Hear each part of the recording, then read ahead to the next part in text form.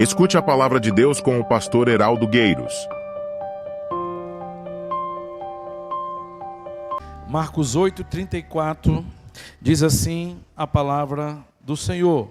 Então ele chamou a multidão e os discípulos e lhes disse: se alguém quiser me seguir, se alguém quiser acompanhar-me, se alguém quiser ser meu discípulo, negue-se a si mesmo, tome a sua cruz e siga-me. Quem disse isso, irmãos? Quem disse isso, irmãos? E ele disse isso a quem? A quem ele disse? Só aos discípulos? E a multidão.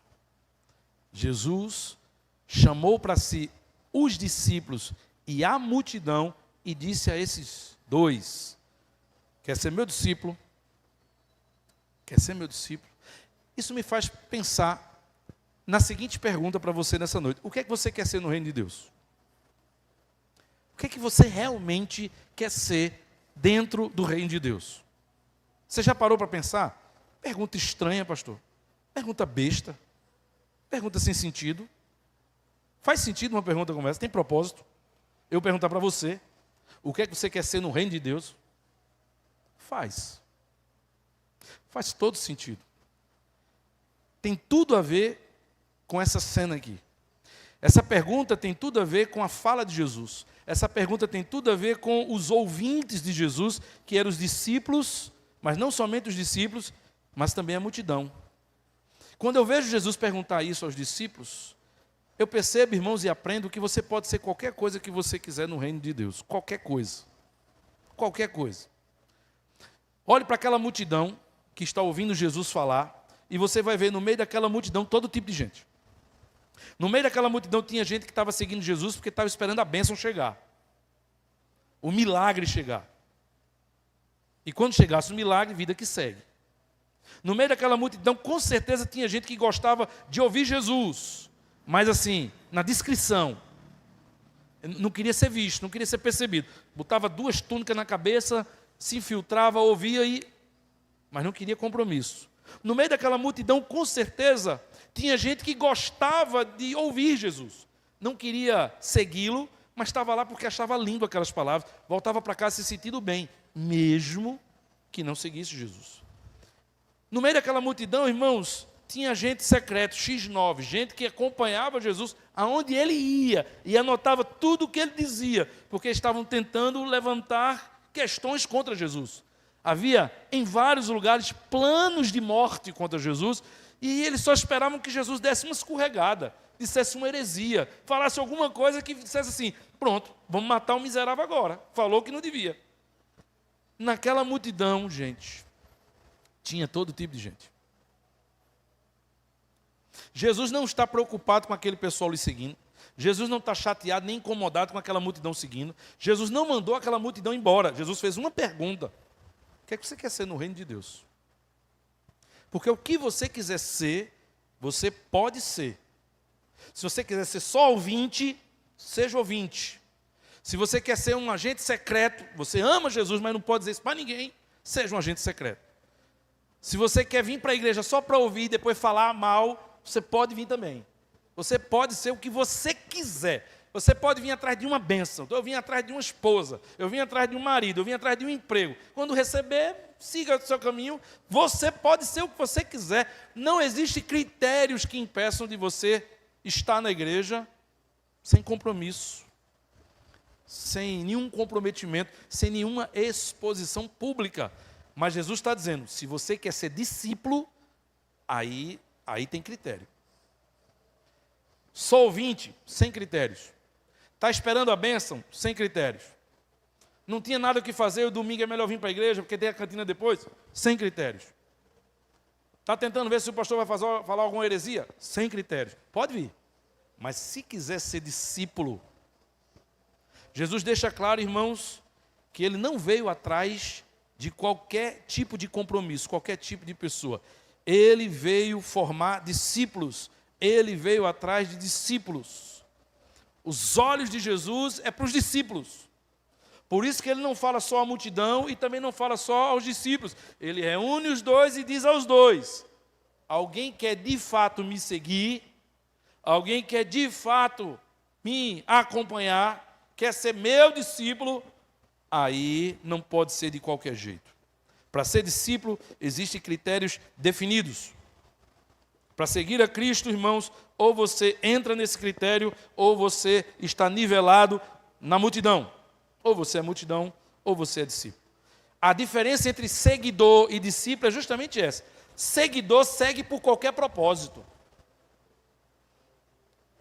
Seguidor segue por qualquer propósito. Tem gente que torce pelo time, mas nunca nem foi assistir um jogo. É só porque a família torce, ele torce também. É um seguidor. E tem uns que torcem porque, não, desde pequeno vai para o campo e tal. Cada um com seu nível de comprometimento. Mas seguidor, via de regra. Mas discípulo tem critérios sim. Não se engane, porque há muitas pessoas dentro de uma igreja se achando discípulos, mas, na verdade, tendo atitude, compromisso, vida de apenas um seguidor. Quais são os critérios, irmãos, para ser discípulo? São 3. E Jesus responde aí no texto. Bota aí no texto, por favor, Nicole, mais uma vez. Ele deixa claro que são 3 critérios. Primeiro, negue-se a si mesmo. Segundo, tome sua cruz. Terceiro, siga. Vamos analisar o primeiro. O que é negar a si mesmo, irmãos? Negar a si mesmo é entender que você tem uma vontade. Você é livre para ter a sua vontade. Mas Deus também tem uma vontade para você. Negar a si mesmo é você, quando tem a sua vontade, e a sua vontade coincide com a vontade de Deus, é correr para o abraço. É alegria total. Vai dar certo. Mas quando você tem a sua vontade, e a sua vontade se opõe, se contrasta, ela é oposta à vontade de Deus, negar a si mesmo é ter a capacidade de escolher, abrir mão da minha vontade para fazer a vontade de Deus. Eu nunca vou deixar de ter vontade. E em todas as áreas da minha vida, Deus tem a sua vontade. Eu só conheço a vontade de Deus lendo a sua palavra para poder entender, Ele falar comigo, e perguntando, orando. Quem já toma uma decisão e depois pede a bênção de Deus, não vai entender a vontade de Deus, porque você já começou. O processo começa antes. Eu quero fazer, eu pergunto a Deus, Senhor, é da tua vontade? Confirma para mim se eu faço ou não faço. Como na vida a gente se acostuma a ser automático. Eu quero entrar nesse ministério, eu vou sair do ministério. Eu vou fazer isso, eu não vou fazer isso. Eu vou para aquele culto, eu não vou mais para o culto. A gente decide a nossa vida com uma independência extraordinária, sem consultar Deus, sem esquecer que poderá ser que a vontade de Deus não seja essa que eu estou fazendo. Talvez Deus não queira que eu entre nesse ministério, talvez Deus não queira que eu saia desse ministério, ainda que eu justifique. Mas o pastor é chato. Mas ninguém está fazendo nada. Mas ninguém faz... Entende? A vontade de Deus, ela existe. Ela é real. E se você perguntar, Deus não se constrange em lhe dizer. Talvez a gente não pergunte, porque a gente não quer ouvir. Não quer ter, talvez, a tristeza de ver que a vontade dele é diferente da nossa. Já pensou? Senhor, eu quero fazer isso, faço. Aí Deus, não. Era melhor não ter perguntado. Mas quando você não pergunta e faz algo contrário à vontade de Deus, você quebra a cara. Dá errado. O investimento não dá certo.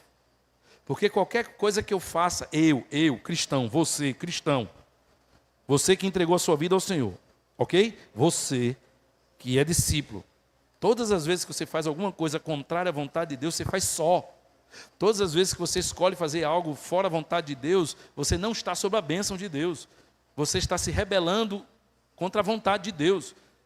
Mas eu nem sabia que Deus não queria, porque você não perguntou. Porque se perguntar, Ele vai responder. Negar a si mesmo é uma escolha. Eu escolho abrir mão da minha vontade para fazer a vontade de Deus. Mas eu preciso saber qual é a vontade de Deus, para que eu possa ter então a minha vontade. Vez por outra, a vontade de Deus coincide com a minha, porque aquele desejo que eu tenho é Deus que está botando no meu coração. Maravilha, vai dar certo. Mas cuidado, que o coração do homem é enganoso, que o diabo sopra em nossa mente. E muitas vezes a nossa vontade, ela é precipitada. A nossa vontade, ela é uma vontade orgulhosa, é uma vontade vaidosa, é uma vontade rancorosa, é uma vontade humana e não é a vontade de Deus. E a gente briga com Deus e Deus deixa a gente andar sozinho. O homem vai semear e o homem vai colher. Se semear a vontade de Deus, vai colher o resultado de Deus. Se semear a sua vontade, vai colher a sua vontade, mas você não pode se queixar de Deus. Por que, irmãos, é tão difícil negar a si mesmo? Por 3 motivos básicos. Primeiro, é difícil negar a si mesmo porque nem todo mundo que segue, por isso a distinção entre seguidor e discípulo, nem todo mundo que segue confia plenamente em Deus. Sabia disso? Tem muita gente que está na igreja, mas não confia plenamente em Deus. Porque negar é uma prova de confiança. Quando você abre mão da sua vontade para fazer a vontade de Deus, você confia que a vontade de Deus é melhor do que a sua. Mas quando você insiste na sua vontade, é porque você acha que a sua é melhor. Portanto, negar a si mesmo é difícil, porque nem todo mundo que segue confia. A confiança em Deus depende de um conhecimento profundo. E a maioria dos crentes tem um conhecimento superficial. A maioria dos crentes vem no domingo à noite para o culto. Às vezes vem mais um dia da semana. A maioria dos crentes não lê Bíblia todos os dias em casa. A maioria dos crentes não ora, no mínimo 5 minutos por dia em casa. Nossa relação com Deus é muito superficial. Se ela é superficial, a gente conhece pouco. Você tem um vizinho do lado direito, que todo dia que você vai trabalhar, ele está lá do lado de fora, você, bom dia, vizinho. 5 minutos, 5 papos com ele, segue para o trabalho. Quando volta, ele está lá de novo. Bom dia, boa noite, vizinho, como é que você está? Mais 5 minutos de conversa, todo dia você encontra ele quando sai, todo dia você encontra, quando você volta, você encontra ele. Vizinho da direita, vizinho da esquerda, casa fechada, sempre. De vez em quando, no sábado, ele está lavando a calçada. Ô, vizinho, que legal, você está lavando a calçada, quer alguma ajuda e tal? 5 minutos de conversa. Acabou a conversa, o vizinho entra, tranca-se de novo. Quem é o vizinho que você conhece mais? O da direita ou da esquerda? Quem é o vizinho que você conhece mais? É o que você convive mais. Você conhece mais quem você tem mais relacionamento, com quem você conversa mais. Quem conversa mais com Deus conhece mais Deus do que quem conversa pouco com Deus. Quem ora 10 minutos tem mais intimidade com Deus do que quem ora, quando ora, 5 minutos. Quem lê a Bíblia todo dia tem mais intimidade com Deus do que quem lê a Bíblia de vez em quando. Quem está presente nos cultos, exercendo seu dom, trabalhando no ministério, vai ter um conhecimento de Deus mais profundo do que aquelas pessoas que é de evento em evento. Eu estou dizendo isso para você, com todo amor no meu coração, para dizer para você que na maioria das vezes é difícil negar a si mesmo, porque a gente não confia em Deus. E a gente não confia em Deus porque a nossa relação é superficial. Quem tem relacionamento profundo com Deus, confia. Depende. Porque nunca foi decepcionado com Deus. Porque já viveu muitas experiências profundas com Deus. Porque negar a si mesmo é difícil, irmãos. Porque nem todo mundo que segue teve sua vida transformada. Esse é um outro detalhe, vida transformada. Isso significa conversão. Negar a si mesmo é a maior prova de uma conversão. Irmã Severina, Cirina Lata, briga que só cebola, esculhamba todo mundo, se converteu. Rapaz, irmã Severina não briga mais com ninguém. O que é isso? Joãozinho, pense num caba mentiroso e enrolão. Olha, não confie, não diga nada a Joãozinho, não dê nada a Joãozinho. Joãozinho se converteu. Rapaz, Joãozinho está muito mudado. Agora, na lata, Joãozinho só fala a verdade. O que foi que aconteceu? Transformação. Transformação que foi movida pela conversão. Mudança só acontece na nossa vida, irmãos, quando existe conversão. Muitas pessoas não negam a si mesmo porque ainda não tiveram suas vidas transformadas. Muita gente que frequenta a igreja, muita gente que vem para todos os cultos, mas na hora de tomar uma decisão, não consegue negar a si mesmo, porque a sua vida não foi transformada. Amigo do Evangelho não é vida transformada. Aceitar Jesus como Senhor e Salvador da sua vida é vida transformada, é conversão. Por que é tão difícil negar a si mesmo, irmãos? Porque nem todo mundo que segue entendeu a bênção da obediência. Porque obedecer é uma bênção. Quem obedece é premiado. Quem desobedece é o quê? Disciplinado. Ou não? Ou o pai, quando manda o filho fazer alguma coisa e o filho não faz, ele premia o filho. Você premia seu filho? Você premia sua filha? A gente disciplina, dá o castigozinho, tira uma coisa. A gente tem que mostrar que tem autoridade e que tem que obedecer. Você não está muito preocupado se ele vai obedecer sorrindo, suviando, chupando cana. Você quer que ele obedeça. Tem uma certa idade que o filho não vai obedecer feliz. Mas ele vai aprender que obedecer é importante. E aí tem crente que não entende que obedecer a Deus é importante. E quando você faz a sua vontade e não a vontade de Deus, você está desobedecendo a vontade de Deus. E se você não sabe qual é a vontade de Deus, é porque você não perguntou e não orou antes para perguntar. Obedecer é uma benção. É um princípio e é uma escolha. Você escolhe obedecer ou você escolhe desobedecer. Você não desobedecer, poxa, eu nem percebi que desobedeci. Não, não existe isso. Eu nem percebi que eu pequei. Não, não existe isso. Você escolhe obedecer ou você escolhe não obedecer. Se você sabe que aquilo é errado e faz, você escolheu fazer. É difícil, irmãos, negar a si mesmo, porque negar a si mesmo é um princípio de obediência. A pessoa precisa entender que vale a pena abrir mão, porque se Deus não quer, eu não devo fazer. Eu escolho obedecer a Deus, eu escolho honrar a Deus, eu escolho abrir mão, mas eu não quero que Deus se decepcione e se entristeça comigo. Eu não quero que o diabo sorria dizendo assim, olha o crente safado que eu sou, olha o crente miserável que eu sou. Eu escolho obedecer, porque eu entendo que obedecer é uma benção. Quando é que eu devo obedecer? Quando é que eu devo negar a mim mesmo? Sempre que a minha santidade estiver ameaçada. Eu devo negar a mim mesmo na hora, sempre que a minha santidade estiver ameaçada. Isso vai me levar a pecar. Isso pode estimular o pecado na minha vida? Estou fora. Porque se eu ainda estiver estimulando isso, eu vou pecar. Entende? É feito alguém que é... E o diácono Maurílio pode me corrigir se ele estiver aqui na igreja e eu estiver errado. Mas é como alguém que está remisso de um vício, como por exemplo o alcoolismo, mas vai dizer assim, mas não tem problema eu cheirar não. Não, eu aguento. Se fizer isso, dançou. Ou não é assim? Ou não é assim? Eu nunca vou esquecer de um acampamento de carnaval que um primo meu estava, Nelson, os irmãos lembram? E Nelson foi, na juventude, usuário de droga por muito tempo. E a gente está tudo no acampamento de carnaval e de repente aquele cheiro. E Nelson disse, esses cheiros, qual? Cozinha? Ele disse, não, esse cheiro, o curral, a gente estava acampando no curral. Ele disse, não, rapaz, esse...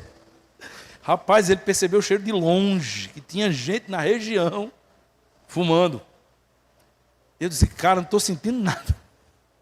Estou sentindo nada. Eu não estava sentindo nada, nunca fumei. Mas ele, ou qualquer usuário, qualquer pessoa sensível, você está entendendo o que eu quero dizer? Se aquilo ali me coloca em perigo, irmãos, eu tenho que negar a mim mesmo. Aquela vontade não vai ser boa para mim. Quando é que eu tenho que negar a mim mesmo, irmãos? Quando a honra do Evangelho está ameaçada. Isso que eu fizer vai trazer escândalo.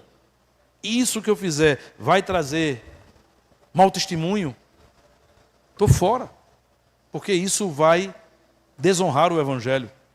Quando é que eu tenho que negar a mim mesmo? Quando a glória de Deus estiver ameaçada. Isso que a gente está fazendo. Quem vai bater no peito é propaganda para quem? Isso aqui vai glorificar o nome de quem? De Deus ou da pessoa? Estou fora. A gente só deve estar envolvido com aquilo que glorifica a Deus. Se alguém vai tirar vantagem disso, Estou fora.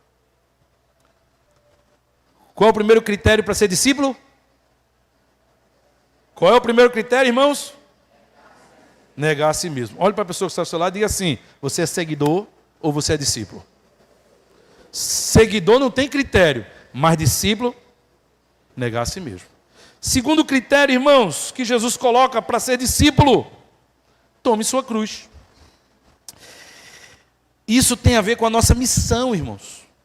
Porque a cruz foi a missão de Jesus.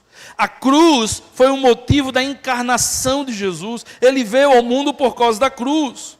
A cruz foi o motivo pelo qual Jesus esteve na terra. A cruz foi o motivo pelo qual os homens odiaram a Jesus. A cruz foi o motivo pelo qual o diabo nunca deu um momento de sossego para Jesus. A cruz, amados irmãos, era a razão da missão de Jesus caminhando entre nós. E quando Jesus partiu, ele chamou os seus discípulos e disse assim: agora a missão é de vocês. Todos nós somos chamados a nos envolvermos com a missão da cruz. Portanto, não adianta a gente seguir a Jesus sem cruz. Porque discípulo tem que ter cruz. Seguidor não tem cruz. Discípulo tem que ter cruz. Não adianta você renunciar às suas vontades e não botar a cruz no lugar. Porque quando você renuncia, nega a si mesmo, o que você está colocando no lugar da sua vontade é a cruz, é a missão. É o que Deus espera de vocês. Todos nós precisamos estar engajados com a missão da cruz. Esse é o critério do discipulado. Quando eu olho, irmãos, para a cruz de Cristo, não esta que está adesivada, nem esta que está no peito, porque é bonitinha. Mas quando eu penso naquela cruz que Jesus carregou, eu aprendo algumas coisas sobre o que é a missão da cruz, o que é tomar a cruz.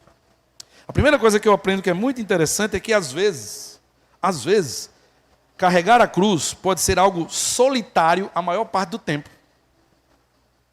Carregar a cruz de verdade poderá ser algo, uma escolha, uma decisão profundamente solitária a maior parte do tempo. Porque você dificilmente vai encontrar dentro de uma igreja ou no meio evangélico gente que esteja levando o evangelho a sério. Gente que realmente você converse abertamente e a pessoa não está brincando de ser cristão. Se você parar para pensar, Jesus foi ajudado no caminho do Gólgota. Cerca de quase 2 quilômetros, 1 quilômetro e alguma coisa. Subidas e descidas, ruas estreitas. Jesus será ajudado no caminho da cruz, mas já no final. A maior parte do caminho, Jesus carregou sozinho. A maior parte do caminho do Gólgota, Jesus carregou sobre açoites, sobre escárnios, sobre insultos, totalmente desprovido da presença dos seus discípulos, que fugiram todos. Lá na frente, mais de 50% do caminho, Jesus cai a primeira vez, cai uma segunda vez, e então o Senhor traz Cirineu para carregar a cruz. Mas veja que a maior parte do caminho foi solitária. Foi Jesus sozinho. Às vezes você querer levar a vida cristã a sério e estar envolvido com o ministério, você poderá trabalhar a maior parte do seu tempo sozinho, solitário. Talvez ninguém tenha a visão que você tem, ninguém queira dar a disposição que você está dando, ninguém queira ter o compromisso e o sacrifício que você está tendo, mas isso é a cruz. Porque se você se igualar com um crente qualquer, um crente normal, seu padrão cai. Se você deixar de fazer porque ninguém está fazendo uma coisa que você sabe que tem que fazer, você vai se tornar um crente normal, comum. Mas você foi chamado para ser discípulo, para tomar a sua cruz. Eu aprendo quando eu olho para a cruz de Cristo, irmãos, que todas as vezes poderá parecer que é insuportável as dores da cruz. Porque quando Jesus pega aquela cruz, que começa com cerca de 24 quilos, alguns dirão 19, 20, 24, não mais do que isso, que é o patíbulo, a parte superior da cruz, porque o poste reto, o Taurus já está lá, então ele leva só aquela parte em cima do seu ombro. A pele, irmãos, a carne, os nervos, estão à flor da pele. Jesus já está açoitado, Jesus já foi espancado, ele já está preso desde a noite anterior. Ele está provavelmente, além de ferido e perdendo muito sangue, desidratado. Ele não tomou café da manhã. A Bíblia diz que ele acorda e já é levado na presença de Pilatos. Pilatos não quer condená-lo, leva ele até a presença de Herodes. E ele vai andando, ele vai andando, ele vai andando. Você está entendendo? Jesus está exaurido das suas forças. Aquela cruz doía pra caramba. Porque ela começa com 20 quilos, mas ela não vai terminar o final do caminho com 20 quilos. Pega uma sacolinha de 5 quilos para você ver depois de meia hora como parece que é uma tonelada no seu braço. Você vai trocando de braço, a mão vai ficando vermelha e você vai trocando de lado. É horrível. Carregar a cruz, às vezes, parece ser insuportável. As dores. Porque não existe cruz fácil. Não existe missão fácil. Você quer assumir uma missão e você quer ser elogiado sempre, isso não vai acontecer. Você quer ser apoiado sempre, isso não vai acontecer. Você quer ser incentivado sempre, isso não vai acontecer. Você quer que a maioria esteja com você, isso não vai acontecer. Isso é utopia. A cruz dói, a cruz incomoda, a cruz pesa. Mas o discípulo é chamado para tomar a sua cruz. Negar a si mesmo e tomar a sua cruz. Quando eu olho para a cruz de Cristo, irmãos, a gente percebe que às vezes ela é incompreendida pela maioria das pessoas. Ela é muito incompreendida. Porque está lá Jesus morrendo pelos nossos pecados e as pessoas olhavam e diziam assim para ele: ajudou tanta gente e não se ajuda. Cadê os discípulos dele? E não era o Filho de Deus? Desça da cruz e a gente vai crer. Faz um milagre, sai dessa. E gente que cuspia, e gente que insultava, e gente que chorava, e gente que havia fugido. Muita gente que não entendia por que Jesus estava aceitando aquilo. Pedro quis desencorajar Jesus de passar por aquilo. Às vezes, a cruz é muito incompreendida pelas pessoas. Às vezes, estar à frente de um ministério, estar participando de um ministério, tomar a cruz, exercer o seu dom, é algo profundamente incompreendido pelas pessoas. Porque as pessoas vão dizer assim: para que isso tudo? E tu não está vendo não que o pessoal está se opondo e está tentando puxar o teu tapete, e está tendo um bocado de gente que quer o teu lugar, e tu está se submetendo a isso, aí tu está levando, está ganhando quanto para isso? E de graça, e tu ainda está fazendo isso tudinho, de graça, botando o teu boto, é muito besta. As pessoas não vão entender, mas você sabe que vale a pena. Você sabe que Deus lhe chamou para isso. Você sabe que talvez em outra igreja você tivesse mais estrutura, mais não sei o quê, mais dinheiro, mais... Você sabe. Mas você está aqui porque você entende que Deus lhe chamou para isso. Você não está preocupado que as pessoas compreendam. Você está desejoso que Deus aceite, aprove, abençoe o seu sacrifício, porque você foi chamado a tomar a cruz. Quando eu olho para a cruz de Cristo, irmãos, a gente percebe algumas coisas interessantes. Às vezes ela vai de encontro às nossas expectativas, porque o próprio Senhor Jesus orou lá no Getsemane: Pai, se possível, me afasta desse cálice. Se possível, me permita. Ali era o Jesus humano falando. Ali era o homem de carne e osso, suando gotas de sangue, gemendo e sabendo de tudo antecipadamente que iria acontecer com ele, principalmente quando ele estivesse pregado na cruz e o nosso pecado fosse lançado sobre ele e pela primeira vez na eternidade ele fosse separado do Pai. O Pai virasse o rosto, o Pai não pudesse contemplá-lo, porque o meu e o seu pecado estava sobre ele. A maldição que nos condenava estava sobre ele. E ele dizia: Pai, se possível, afasta de mim este cálice. Mas a cruz foi contra a vontade de Jesus. Porque a vontade do Pai não foi naquele momento a vontade do Filho. E às vezes a missão vai contra a nossa vontade. Às vezes você queria mesmo abrir mão, mas você não vai abrir mão, porque você sabe que você é chamado para tomar a cruz. Quando eu olho para a cruz de Cristo, irmãos, eu aprendo que ela nunca pode ser transferida. Nunca pode ser transferida. O que Deus lhe chamou para fazer, só você pode fazer. O chamado de Deus para Javinho é diferente do chamado de Deus para Maurílio, que é diferente do chamado de Deus de Jeová, que é diferente do chamado de Deus de Alice, que é diferente do chamado de Deus de Alessandra, que é o diferente do chamado de Deus de Davi. O que Deus nos chama para fazer, a gente não tem como transferir. Jesus carrega a cruz, se exaure nas suas forças, cai nitidamente, esgotado fisicamente. Ele não consegue mais carregar a cruz. Deus providencia alguém para carregar. O Simão Cirineu vai carregar a cruz. Mas quando chegar lá, o Simão Cirineu vai voltar. E quem vai ser crucificado? É Jesus. A ajuda que ele vai receber não é para tomar o lugar dele. Porque a missão não é transferível. Você poderá receber ajuda, mas a missão é sua. Por isso, que se você desiste facilmente, você não entendeu o que é ser discípulo e você não entendeu o que é a missão da cruz. Quantas coisas na sua vida você já abriu mão? Quantas coisas na vida você foi chamado para fazer, tem um dom para fazer e não está fazendo e você ainda quer culpar pessoas, circunstâncias? Quando o discípulo é chamado para carregar a cruz, não culpe ninguém. Você abriu mão da sua cruz. Mas para finalizar, porque a gente tem um terceiro ponto, quando eu olho para a cruz de Cristo, irmãos, eu percebo que ela sempre vai resultar. Quando a gente toma a cruz, quando você exerce a sua missão da sua cruz, você perceberá que ela sempre vai resultar na salvação de vidas e na glória de Deus. Porque o fato de Jesus não ter desistido daquela cruz, com toda a sua dor, com todas as incompreensões, o fato de Jesus não ter desistido daquela cruz, resultou em um ladrão que se converteu. Porque se Jesus tem desistido da cruz, o ladrão lá não tinha se convertido. O centurião, que após a morte de Cristo, tendo já rasgado a sua lateral, vendo a comprovação da sua morte, aquele terremoto, aquele cataclisma, o mundo chorando porque o Filho de Deus morreu, e ele diz verdadeiramente esse é o Filho de Cristo, ele não teria se convertido, se Jesus tivesse desistido da cruz.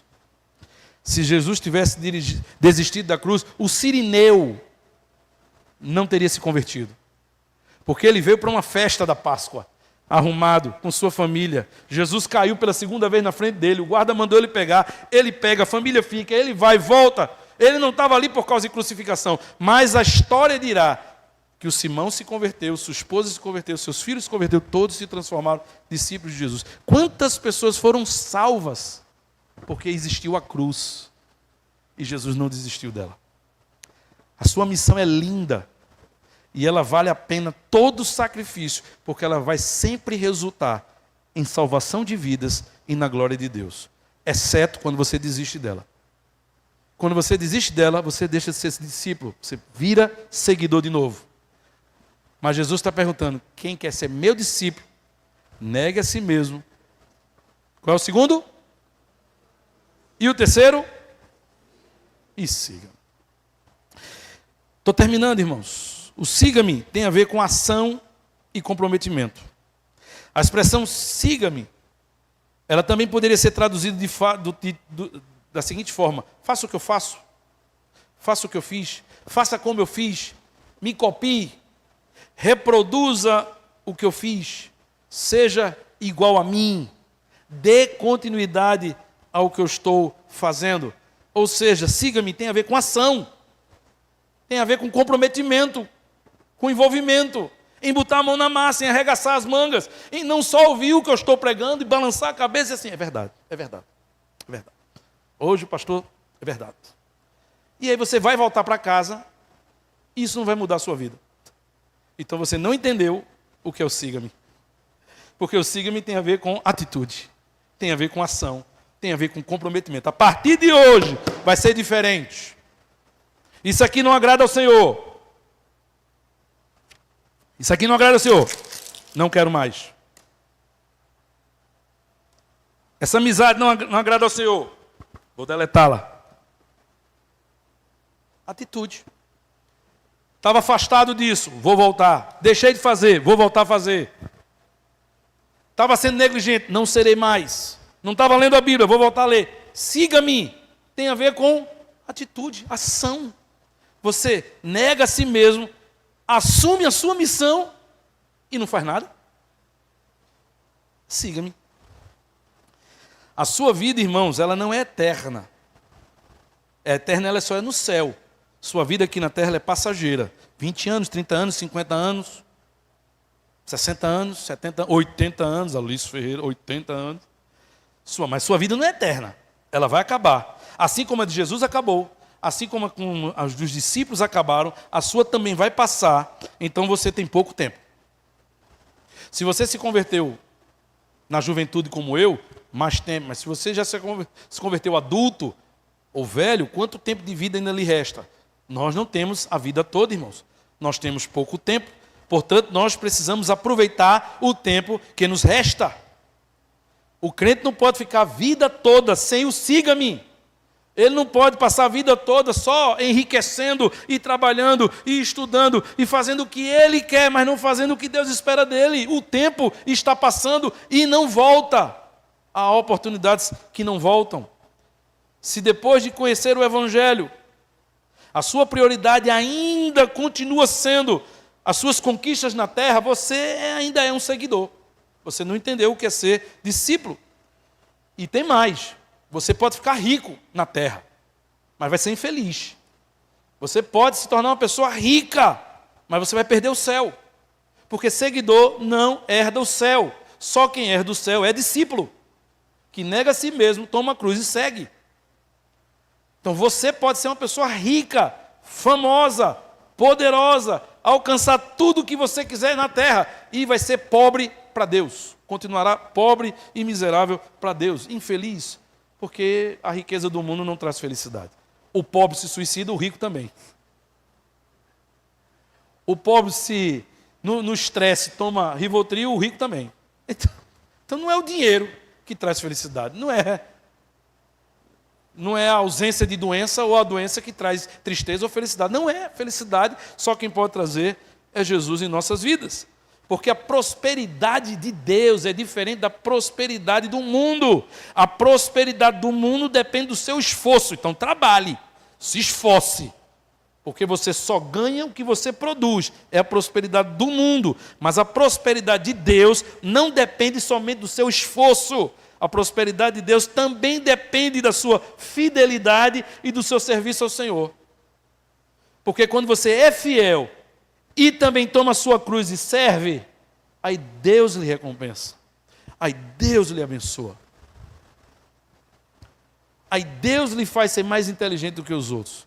Deus lhe faz ser mais esperto que os outros. Só é você olhar para os nossos queridos exemplos bíblicos, como Daniel, que estando com todos os demais jovens, bonitos, formosos, filhos da aristocracia judaica, é levado como escravo para a Babilônia, vai para o palácio de Nabucodonosor e tem dois tipos de escravo. O escravo que não valia nada e que você não tinha potencial é escravo para ir para a mina, vai trabalhar e é chicotada nas costas. Mas tinha aqueles meninos universitários, aqueles meninos que podiam ser alguma coisa. Então leva esses meninos para o palácio, deixa eles lá 1 ano, treinando, estudando, vai comer a comida do rei, a iguaria do rei. No final de 1 ano, o rei vai analisar, pega metade, e a outra metade? Perdeu, casa caiu, choro é livre, vai ser agora escravo comum. Ele só vai ficar com os melhores, porque todo ano ele está invadindo uma nova nação e traz novos escravos, então ele vai renovando seus escravos. Então está lá Daniel e seus 3 amigos, numa concorrência incrível. Pense num concurso público terrível. Todo mundo querendo ser escolhido. E aí Daniel tem a brilhante ideia de dizer assim: não quero comer a comida do rei. Não quero beber a bebida do rei. Eu quero comer água e legumes. E o cara, o nutricionista lá do rei, né, o eunuco, diz assim: não existe, eu não vou fazer isso. Vocês vão ficar magro, feio, e depois o rei vai dar uma botada em mim e vai dizer assim: como é que você faz um negócio desse, rapaz? Ele diz assim: 10 dias, 10 dias. É um ato de fé, irmãos. 10 dias, só comendo água e legumes. Se depois de 10 dias a gente estiver pior do que eles, a gente come a comida do rei. Agora, se a gente estiver melhor, tu deixa a gente ficar nessa nutrição. Água e legumes. Por que que Daniel e seus amigos escolhem água e legumes? Porque todos os demais alimentos eram consagrados aos deuses da Babilônia, menos água e menos legumes, porque não era um prato de rei. Então não foi opção de Daniel. Foi dizer, o que é que não é consagrado? Água. E o que mais? Legumes. Podia ser bolacha, podia ser pão, podia ser qualquer coisa. Ele disse, eu quero o que não é consagrado. Eu não vou comer algo que é consagrado a outros deuses. Mas aonde está a nutrição disso? Aí alguém olha, um médico olha, um nutricionista olha e diz assim, esse texto não existe, isso é irreal. Isso é história da carochinha. Porque cientificamente você não pode achar que isso vai nutrir mais. É milagre de Deus. Porque a prosperidade de Deus não depende somente do seu esforço, depende da sua fidelidade e do seu serviço. Se você quer ser rico no mundo, é o seu esforço. Mas se você quer ser próspero em Deus, seja fiel e obediente. Sirva-o. Busque em primeiro lugar o reino de Deus. As demais coisas. Ele sabe o que eu e você precisamos. O discípulo é chamado, irmãos, para fazer tenda. Como Paulo trabalhava, como Áquila e Priscila trabalhava, como o médico Lucas trabalhava, mas ao mesmo tempo eles não negligenciavam o seu chamado. Paulo era discípulo, mas fazia tendas. Áquila e Priscila eram discípulos, mas faziam tendas. Lucas era médico e era discípulo. E desde quando trabalhar no mundo é impedimento para a gente ter tempo para trabalhar para Deus? Desde quando trabalhar no mundo é desculpa para a gente não tomar a cruz e seguir? Há uma diferença muito grande entre ser seguidor e ser discípulo. E Jesus olha para a multidão e para os discípulos e pergunta, vocês querem ser o quê? Só visitante? Massa. Sem critérios. Só ouvinte? Massa. Sem critérios. Está esperando uma bênção? Espere aí a bênção. Sem critérios. Quer vir quando você quiser? Não está a fim de ser batizado? Não quer assumir ministério? Quer ficar só bebendo, recebendo? Sem critérios. Seguidor não tem critério. Mas se quiser vir após mim, se quiser ser discípulo, tem critério. Negue-se a si mesmo, tome sua cruz e siga.